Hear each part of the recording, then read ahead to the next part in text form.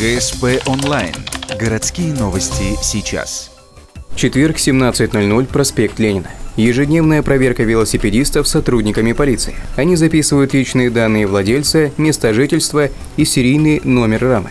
Цель – найти похищенные средства передвижения. Ведь в самом разгаре сезон не только велосипедистов, но и воров. Одним из распространенных мест хранения являются подъезды. Но, как показывает практика, различные замки и тросики, с помощью которых пристегиваются велосипеды, перекусываются и перепиливаются ножовкой. И это совсем никак не останавливает преступников.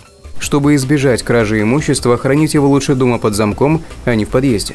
На данный момент с начала года совершено 14 краж, из них раскрыто только 4. К сожалению, пропажи редко возвращаются к своим владельцам. Найти их можно только сверив серийный номер с единой базой учета. Всего за 13 и 14 года насчитывается более 100 похищений велосипедов. Пойманным ворам грозит до 2 лет лишения свободы.